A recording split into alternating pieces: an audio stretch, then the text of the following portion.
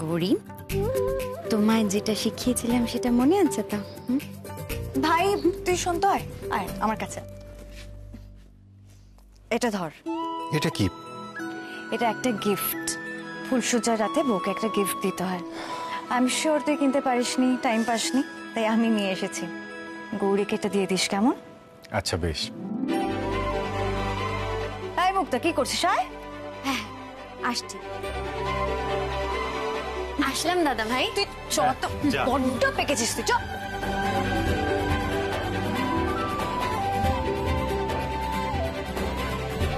চল চল চল যাই এবার। দাঁড়ো দাঁড়ো দাঁড়ো, বলছি যে আমাদের তো আসল কাজটা করাই হলো না, শুদ্ধ হবে তো কি? এক্স্যাক্টলি। এই আমি না এসবের মধ্যে নেই, তোরা যা পারিস। নীলা নীলা তুমি দিন দিন কিরকম বোরিং হয়ে যাচ্ছ। আরে বাবা, শালাবাবু ওর বউয়ের সাথে কি কথা বলছে সেটা দেখতে হবে না? আচ্ছা যাই নাকি? রূপম কি হয়েছে বলো তো তোমার? আরে বাবা, ওদের অল্প বয়স, ওদেরকে একটু ওদের মতো সময় কাটাতে দাও না, তোরাও না পারিস। কিছু বুঝবি না এসব। ওদের এত ট্রেনিং দিলাম, এত কিছু শেখালাম, কি কি শিখলো কি কি বুঝলো এগুলো জানতে হবে না? হ্যাঁ একদম ঠিক বলেছো কাকাই। আমরা একটু ওয়েট করে যাই, তাহলেই তো জানতে পারবো যে দাদা ভাই কি রোমান্টিক হলো নাকি সেই আগের মতনই বোরিং হয়ে থাকলো, তাই না বলো? একদম একদম।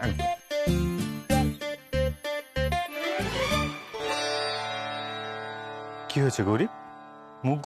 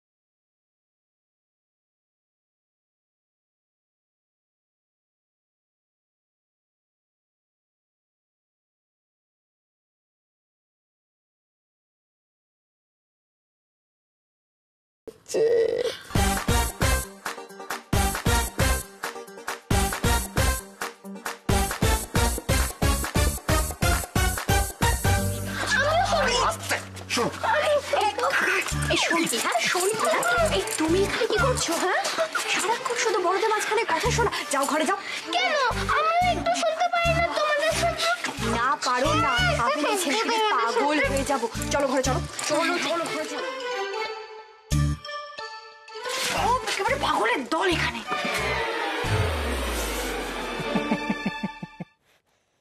বাবা গৌরী, তুমি তো দেখছি বড্ড হিংসুটে। মানে তুমি শুধু নালসে কুটি নও, তুমি হিংসে কুটিও, তাই তো? আপনি আমাকে হিংসা কুটি বললেন? আমি মোটেও হিংসুটে নই। আর আমি ভুলকে বলেছি? হ্যাঁ, আপনি তো সারাক্ষণ ওই মেয়েটার সাথে হেসে হেসে কথা বলছিলেন, আর মেয়েটাও শান শান করছিল। আমাকে তো ভুলেই গেছিলে। আর তাই জন্য বুঝি এখনো অভিমান করে বসে আছো, আমার সাথে কথা বলছো না? না তো কি করব, আপনাকে তো টেনে নিয়ে চলে গেল, আর আমি ওখানে একা একা দাঁড়িয়েছিলাম। আপনি তো একবারও দেখছিলেন না। আপনি জানতো আপনার সাথে আমি আর একটাও কথা বলবো না। আচ্ছা বেশ, তোমাকে আমার সাথে আর কথা বলতে হবে না, কিন্তু এই উপহারটা নেবে তো? ফুলসজ্জার রাতে কিন্তু বউকে উপহার দিতে হয়।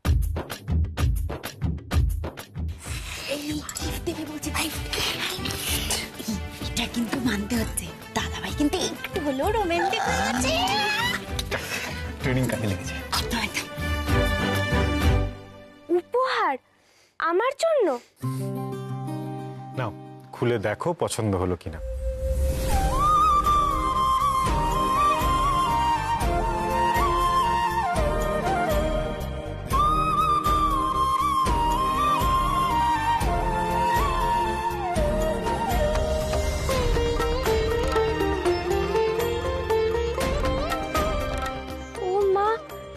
সুন্দর ফুলটা ডাক্তারবাবু, কিন্তু এত দামি উপহারের কি দরকার ছিল? আমি তো মাথায় এমনিতেই ফুল রাখি। আর তাতেই তোমাকে সব থেকে বেশি সুন্দর লাগে গৌরী। কিন্তু এটাও দিলাম, যখন সব নিয়ম পালন করা হচ্ছে তখন এটাই বা কেন বাকি থাকে? কি পছন্দ হয়েছে? খুব। বেশ, তবে এই উপহারটা কিন্তু আমি তোমার জন্য আনিনি, আমি তোমার জন্য অন্য একটা উপহার নিয়ে এসেছি। আবার উপহার? বাবা, গৌরীর জন্য আবার গিফট আনা হয়েছে। দেখেছিস দিদি ভাই, তুই আবার বলছিলিস দাদা ভাইকে হেল্প করবি। দাদা ভাই একটা মানুষ হয়ে গেছে, পুরো প্রিপেয়ার্ড। ঠিক আছে, শোন শোন শোন, কি আনন্দি এখন আমার কান ধরছো কেন? শুনতে দাও না। আরে কি হোক, তোদের লজ্জা শরম নেই? তোদের কখন বলেছি এখান থেকে চলে যেতে, তোরা তবু দাঁড়িয়ে আছিস? আরে আমরা তো একটু মানে বুঝতেই পারছো। যা বলছি এক্ষুনি চলে যা এখান থেকে। তোরা এখনো ওদেরকে একা ছাড়ছিস না? হ্যাঁ, আমিও তো তখন থেকে ওদেরকে বলছিলাম এখানে দাঁড়িয়ে থাকার কোনো মানে আছে? তোমরা যা, ওদিকে যা, কোনো শুনছি না কথা আমার। বলো কি সত্যিই তো বলো। দেখেছো তোমরা, দেখেছো একবার? হ্যাঁ, এই রূপম দা, তুমি তো আমাদের সাথে ছিলে এতক্ষণ ধরে, আর তুমি এখন পাল্টে খেয়ে গেলে। তুমি না কেস খাওয়াতে খুব ভালো পারো, জানো তো? জিজু, তুমি না 1 নম্বরের পাল্টিবাজ। দেখেছিস, তোর একদম ঠিক বলেছিস। ওর সবচেয়ে বেশি ইন্টারেস্ট ওর, জানো তো? ঠিক আছে, তো আর গোল বাদাস না। তোরা এখন এখান থেকে যা, ওদেরকে একটু একা থাকতে দে। যা। আরে আমিও যাচ্ছি। চলো চলো এখান থেকে। এই এটা কি উপহার ডাক্তারবাবু? খুলেই দেখো না।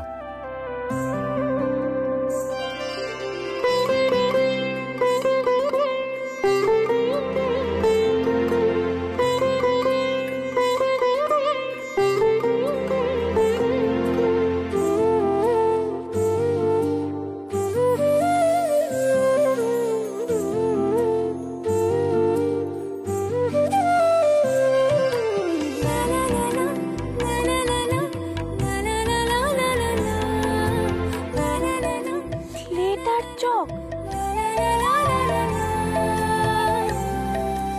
আর এটা কি বই ডাক্তারবাবু? এটা হচ্ছে বর্ণ পরিচয়। আজ থেকে তুমি আমার কাছে পড়বে গৌরী, পড়াশোনা শিখবে।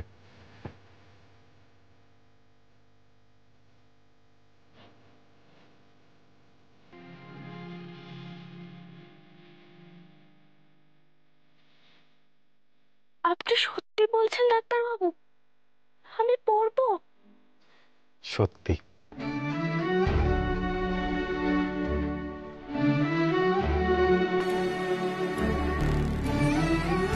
আমারও খুব ইচ্ছে ছিল বিল্টু টিয়ার মতো যে আমিও পড়াশোনা করব, স্কুলে যাব, কিন্তু আপনি তো জানেনই সেই ইচ্ছা আমার কখনো পূরণ হয়নি।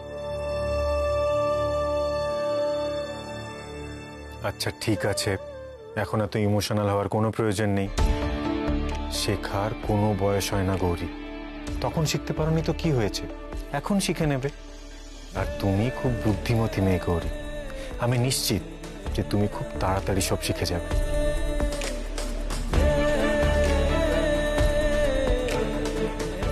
কিন্তু তাই বলে আপনি আমাকে স্লেট চক দিয়েছেন? তো তুমি কি ভেবেছিলে যে এখনই তোমায় মোটা মোটা ডাক্তারির বই দেবো? এই দিয়েই প্রত্যেকে পড়াশোনা শুরু করে গৌরী। না সে ঠিক আছে, কিন্তু বিল্টু অব্দিও তো খাতায় লেখে, আর আমি? বিল্টু খাতায় লেখে কারণ ও লিখতে জানে। তোমার অবস্থা বিল্টুর থেকেও খারাপ গৌরী, তাই বকবক না করে এটাতেই লিখবে। আপনি সারাক্ষণ আমাকে বকেন।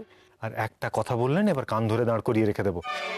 কথা না বলে চুপচাপ নিজের নামটা লেখো দেখি, লেখো।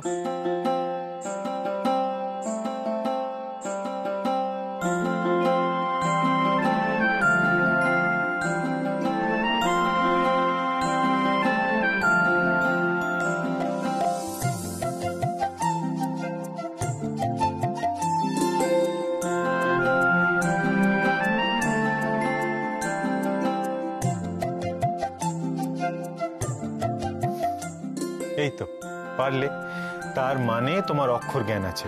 নাও এবার অ কখটা লেখো দেখি। সে তো জানি না ডাক্তারবাবু।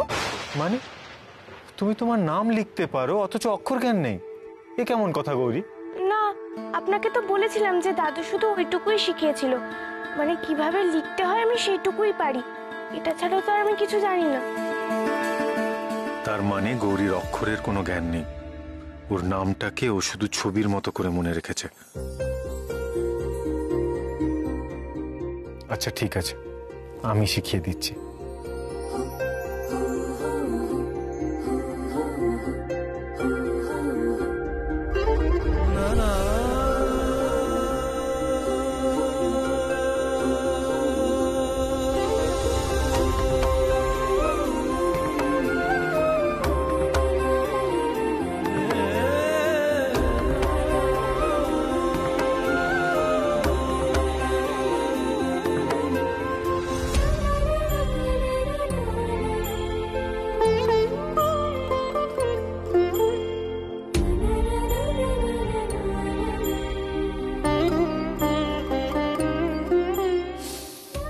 এই তো খুব ভালো হয়েছে।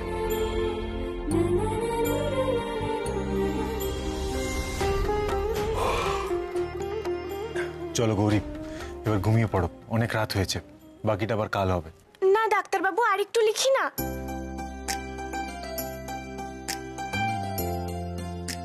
এ তো ভারী বিপদ হলো, একে তো আজ স্লেট পেন্সিল দেওয়াই উচিত হয়নি। মনে হচ্ছে সারা রাত লিখেই কাটিয়ে দেবে।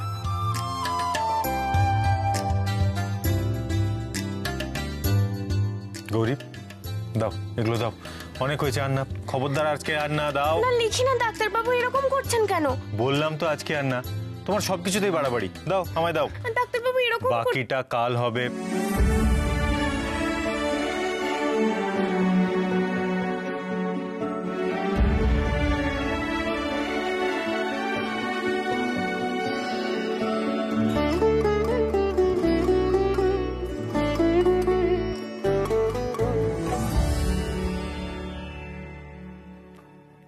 নাও, এবার শুয়ে পড়ো।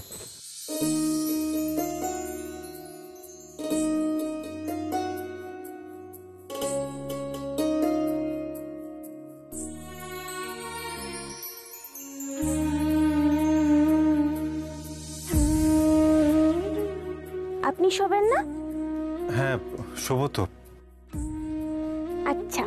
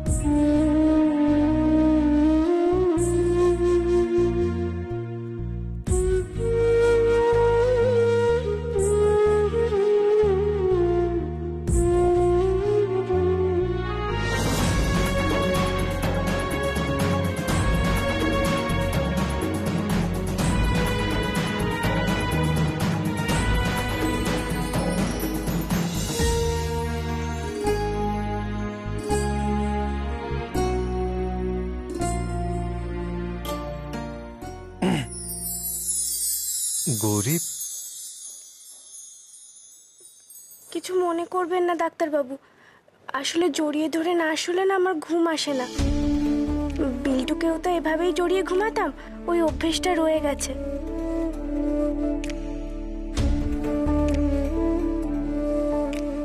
তাও ভালো মা বলনি, আর বলনি যে ঘুম পাড়ানি গান গিয়ে ঘুম পাড়িয়ে দিতে।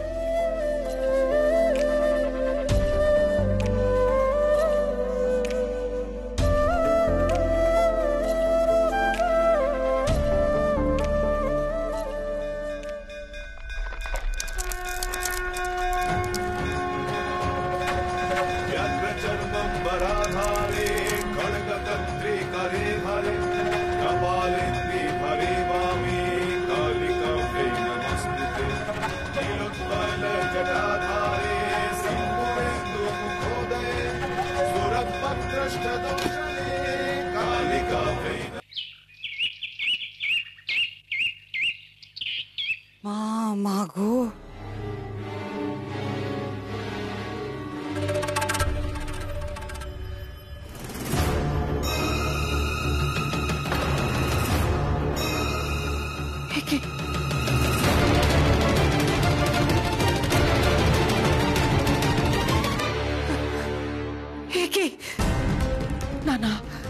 না না, এ হতে পারে না, এ হতে পারে না। ঘুমটা কালির ঘুমটার চাঙড় কি করে ভেঙে পড়লো?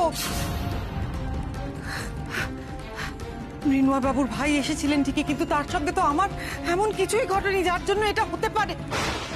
না, আমি এসব বিশ্বাস করি না। এটা কি হচ্ছে? বাবা কোথায়? বাবা, বাবা তুমি শিগগির এসো বাবা। বাবা, কি হয়েছে শৈল? এই দেখো।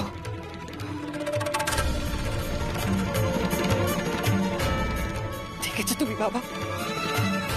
শুধুমাত্র চির ধরেনি, এবার ঘুমটা কালির ঘুমটার চাঙড় ভেঙে পড়েছে। বাবা তুমি আমাকে বলো এসব কেন হচ্ছে, কেন হচ্ছে বাবা বলো। সত্যি তো, এরকম ঘটনা কেন ঘটছে বারবার? কি হলো বাবা? তুমি কি আমার কথা শুনছো না? শোনো শৈল, আমি তো তোমাকে আগেই বলেছি যে মায়ের মূর্তি পুরনো হচ্ছে, এখন এরকম একটু হতে পারে, ভেঙে পড়তে পারে। এই নিয়ে এত উতলা আবার কিছু নেই। আমি যত তাড়াতাড়ি সম্ভব এটা সারাবার ব্যবস্থা করছি। তুমি শুধু দয়া করে এই নিয়ে হইচই করো না, কেউ জানতে পারলে আরেক সমস্যা হবে। আমি জানি বাবা, তুমি আমাকে শান্ত করার জন্য এসব বোঝাচ্ছ, কিন্তু আমি আর শান্ত হয়ে থাকতে পারছি না বাবা। অনেক হয়েছে, পরপরই সব ঘটে চলেছে। আমাকে জানতেই হবে আসল রহস্যটা কি, সেটা আমাকে যে করেই হোক জানতে হবে।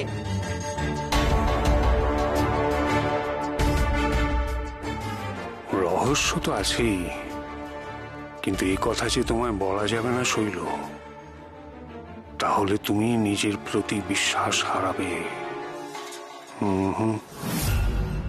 কিন্তু বারবার এরকম ঘটনা তো কাকতালীয় হতে পারে না।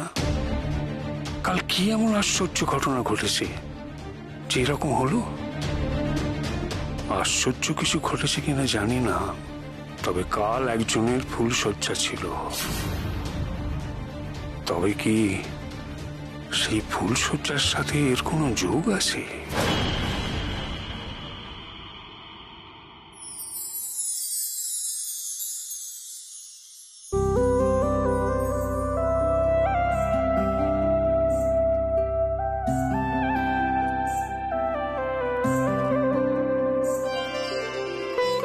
ইস, ছি ছি ছি ছি, ডাক্তারবাবুর হাতে আমি সারা রাত এইভাবে ঘুমিয়েছিলাম। নিশ্চয় খুব কষ্ট পেয়েছে মানুষটা। উনি তো আমাকে কিছু বললেনও না। হাতেও নিশ্চয় খুব ব্যথা পেয়েছেন।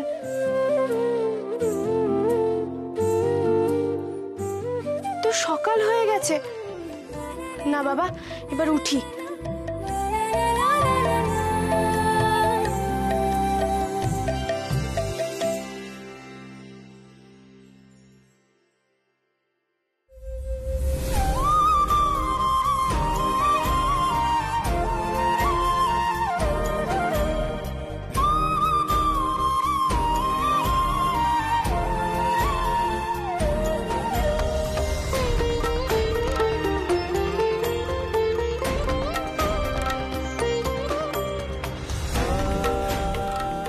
আহারে, একদম বাচ্চাদের মতো ঘুমাচ্ছেন। জেগে থাকলে তো কত রাগী রাগী ভাব দেখায়, কত গম্ভীর গম্ভীর কথা বলে। কিন্তু আমি তো জানি মানুষটা ভেতর থেকে একদম ছেলে মানুষ।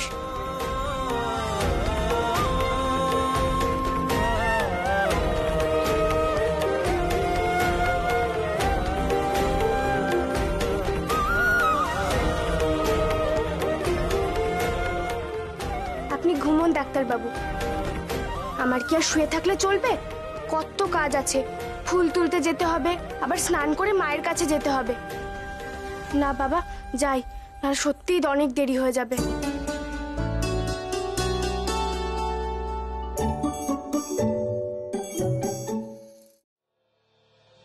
কাল তো শান আর গৌরীর ফুলশয্যা গেছে, কিন্তু তার সঙ্গে মায়ের চাঙড় ভেঙে পড়ার সত্যি কি কোনো সম্পর্ক আছে, নাকি আমি একটু বেশি ভাবছি?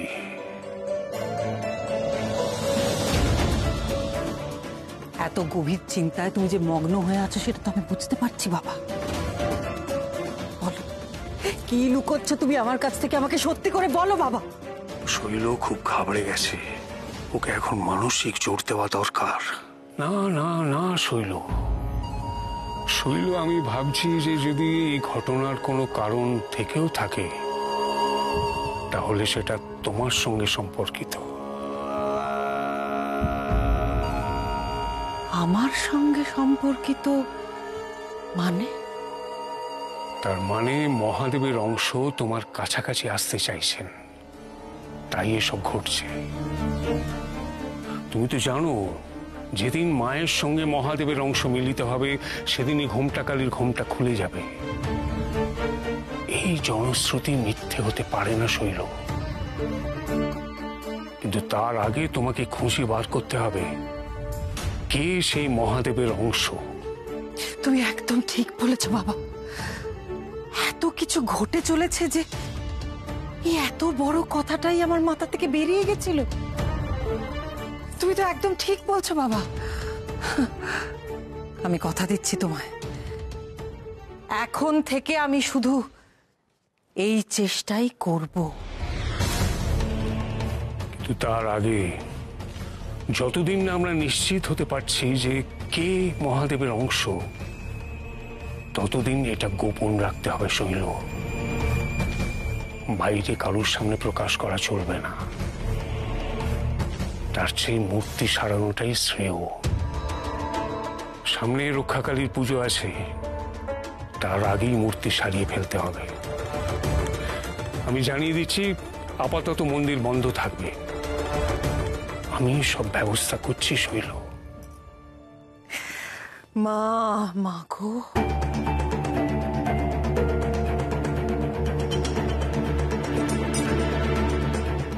শৈলকে তো বুঝিয়ে দিলাম, কিন্তু নিজেকে কিভাবে বোঝাবো?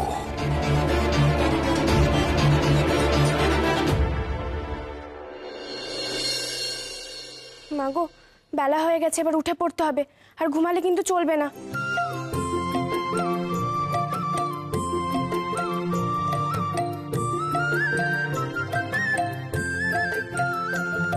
দাঁড়ান, আপনি মন্দিরে ঢুকতে পারবেন না। সে কি? আমি যে মায়ের ঘুম ভাঙাতে এলাম। শৈলমা আর গুরুদেবের আদেশ আছে, এখন মন্দিরের দরজা বন্ধ থাকবে। রক্ষাকালী পুজোর প্রস্তুতি নেওয়া হচ্ছে, তার আগে কেউ মন্দিরে ঢুকতে পারবে না।